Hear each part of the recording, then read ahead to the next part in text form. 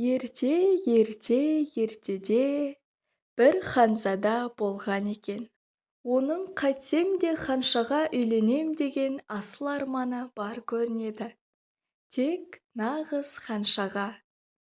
Міне, ол сол себепті дүниенің төрт бұрышын түгел кезіп шығады.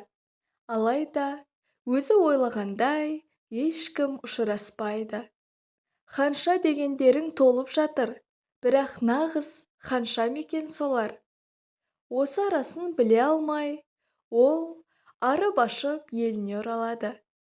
Нағыз ханша қолғы ұстатпас асылдай ынтықтыра түседі. Бірде өңірде күн райы кілт өзгеріп, тау-тасты жаңғырықтырып, күн күркіреп, найзағай ойнап, жаңбыр шелектеп құйды.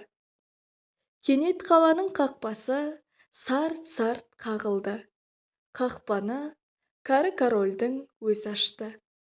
Қақпа алдында бейтаныс ханша тұр еді. Құдайым-ау, оның сиқы не болып кеткен? Жалбыраған шашынан, малмандай көйлегінен сорғалаған су кебісіне құйылып, асып төгіліп жатыр. Сол түріне қарамай, мен нағыз ханшамын деп қоймайды өзі. Оны біз әлі көре жатармыз деп ойлады да, кәрі ханым ләм деместен жатар бөлмеге қарай беттеді. Барған бойда бар төсеніштер мен көрпе жастықты алып тастап, төсектің тақтайын жалаңаштап, оған бір түйір бұршақ тәнін қойып, осының үстіне қабаттап 20 көрпе, 20 құс төсек салды.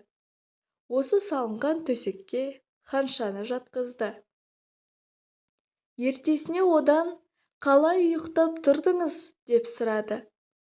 Сонда ханша, ах, айта көрмеңіз, өте нашар деп безек қақты. Тіпті көз ілмедім десе де болар. Бұл неғылған төсек екенін бір Құдайдың өзі білсін. Әйтеуір бір қатты заттың үстінде жатып шықтым. Өне бойым көк бөмбек болып қалған шығар.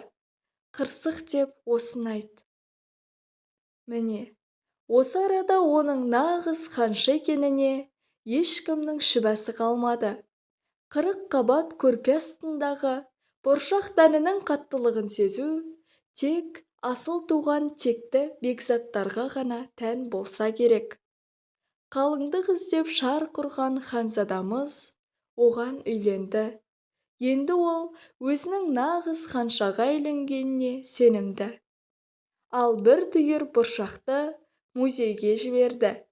Әлдекім ұрлап кетпесе, ол әлі сонда тұрған болу керек.